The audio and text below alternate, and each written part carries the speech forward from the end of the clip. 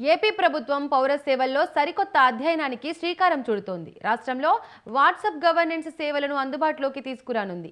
దేశంలోనే తొలిసారిగా రాష్ట్ర ప్రభుత్వం పౌర సేవలు అందించేందుకు, ప్రజల నుండి వినతులు స్వీకరించేందుకు, వారికి అవసరమైన సమాచారాన్ని చేరవేసేందుకు వీలుగా వాట్సాప్ గవర్నెన్స్కు ఇవాళ శ్రీకారం చుట్టనుంది.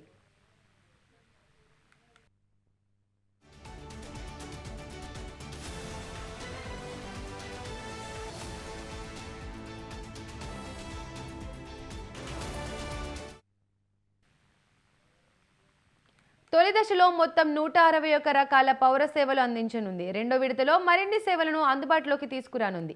మంత్రి నారా లోకేష్ ప్రారంభించనున్నారు. తొలి విడతలో దేవాదాయ, ఇంధన, ఏపీఎస్ఆర్టీసీ, రెవెన్యూ, మున్సిపల్ తదితర శాఖల్లో ఈ సేవలు మొదలవుతాయి. రెండో విడతలో మరిన్ని సేవలను అందుబాటులోకి తేనున్నారు.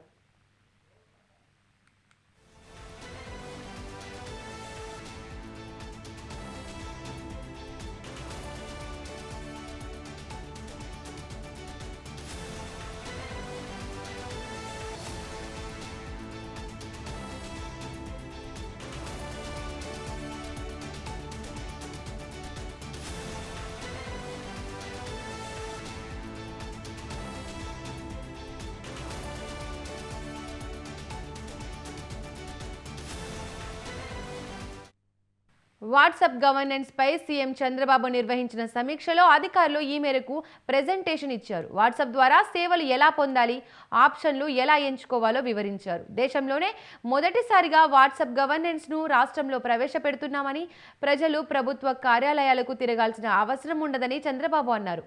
అదేవిధంగా పౌరుల సమాచారం సైబర్ నేరగాళ్ల చేతికి చిక్కకుండా జాగ్రత్తలు తీసుకోవాలని అధికారులకు చెప్పారు. ఫోరెన్సిక్ సైబర్ సెక్యూరిటీని బలోపేతం చేయాలని సూచించారు.